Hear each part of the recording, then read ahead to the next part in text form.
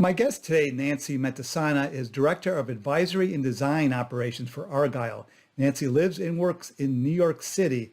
I've known Nancy for quite some time. She's been involved with Proxy design for as long as anyone I know, and she's one of my favorites. She's very creative, which is refreshing change for a profession where most of us get our creativity blunted out of us. I'm Brock Romanak, today on Zippy Point.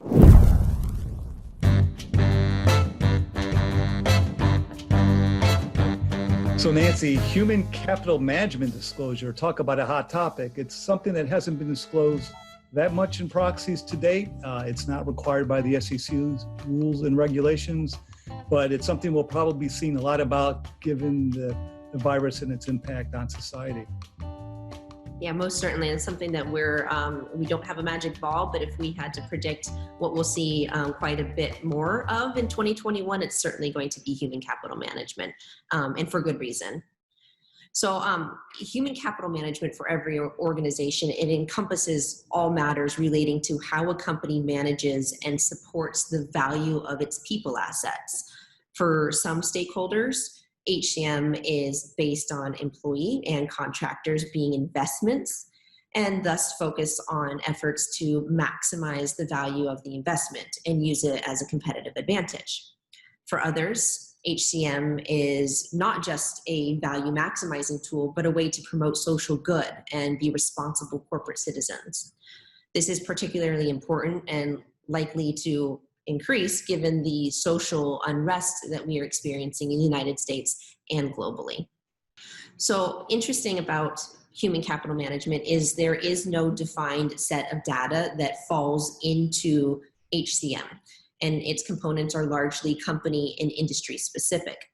As an example, this may include compensation topics such as pay equity, talent recruitment and retention, diversity and inclusion initiatives, practices related to reporting and managing workplace misconduct claims, training and development opportunities, employment engagement, and all human rights, meaning this includes everyone that is impacted by the entire supply chain.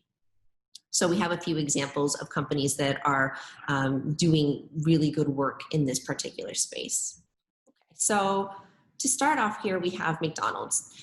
And for a company like McDonald's, human capital management is a thread that is woven through all aspects of the business. So for example, it is a primary theme during their engagement calls and fall under the remit of their public policy and strategy committee.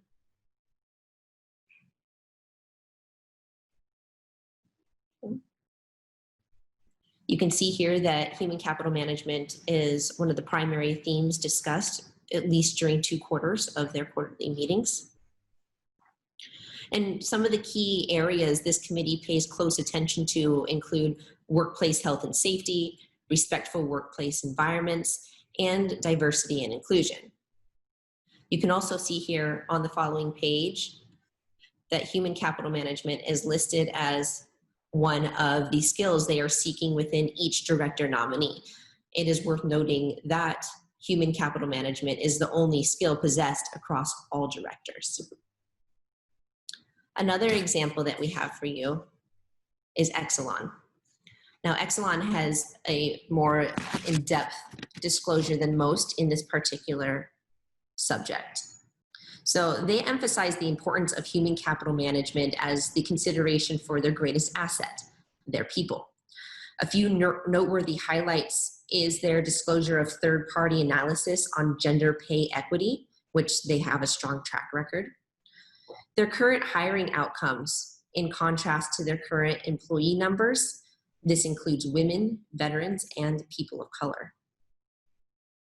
Their talent development through unique initiatives, such as their Innovation Expo, is something that employees can put their ideas together and put them on display for all to see. It's a very engaging activity. To make this event even cooler, they brought in Bill Nye the Science Guy as their moderator. To round off this highly robust page of information, they include their policy around family leave, a conversation that broadly does not get nearly enough airtime in the US. One final point about the back cover of any document is this is highly valuable real estate. It is the perfect opportunity for any organization to highlight something that you are very much interested in and that you want your readers to take note of.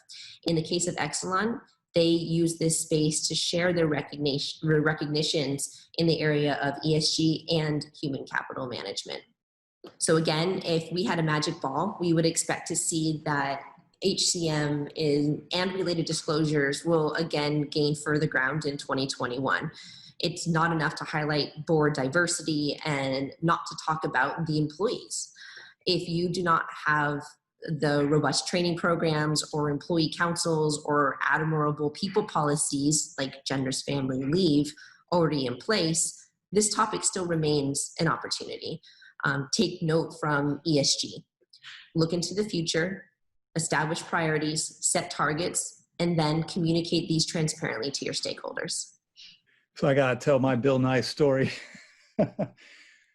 So his niece went to high school with my son, and she was on the basketball team, great basketball player. And the final big game, they were down 1, and she took a shot from way outside the 3-point line with the crowd, the gym was packed, and she nailed it, and the place went bananas. Yeah, it was so exciting. So didn't get to meet Bill, but he was there. He was an older millennial. Thanks, Nancy. We'll have to do a follow-up video after next season. It's going to be very exciting. Thank you. Thank you so much, Brock.